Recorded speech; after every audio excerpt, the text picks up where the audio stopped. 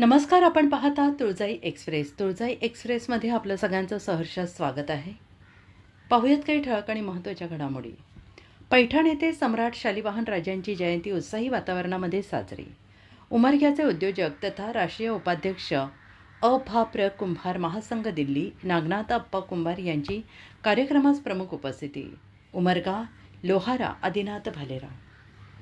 श्री क्षेत्र पैठण येथे दिनांक 28 शनिवारी पैठण तालुका समस्त कुंभार समाज संघटनेच्या वतीनं शककर्ता सम्राट राजा शालिवाहनांची जयंती चैत्र शुद्ध दशमीला मोठ्या उत्साही वातावरणामध्ये साजरी करण्यात आली. यावेळी महाराष्ट्रातून शेकडो कार्यकर्ते या कार्यक्रमात सहभागी झाले होते. जुन्या पैठणमधील विजयी तीर्थ स्तंभ उद्यानात कार्यकर्त्यांनी राजा सम्राट शालिवाहनांच्या प्रतिमेस पुष्पवृष्टी करून अभिवादन केले. शालिवाहनांच्या जय जयकाराने परिसर दुमदुमून गेला.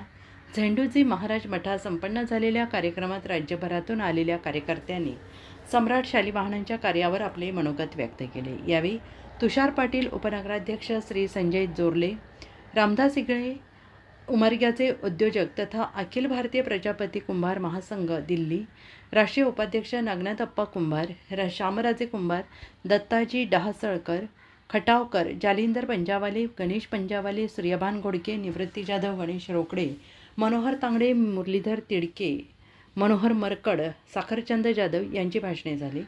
महाराष्ट्र शासनाने पैठणच्या बसस्थानकाला सम्राट शालिवाहन यांचे नाव देण्यात यावे, तसेच जुन्या पैठणमधील केंद्र सरकारच्या ताब्यात असलेल्या पालथी नगरीचा तात्काळ विकास करण्यासाठीची कार्यवाही करण्यात यावी आदी मागण्या करण्यात आल्या.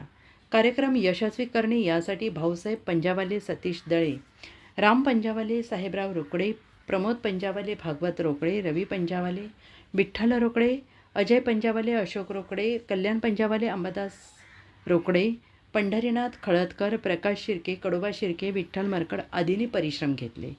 पसायदानाने कार्यक्रमाची सांगता झाली. तुळजाई एक्सप्रेससाठी प्रतिनिधी आदिनाथ भालेराव, उमरगा, लोहारा.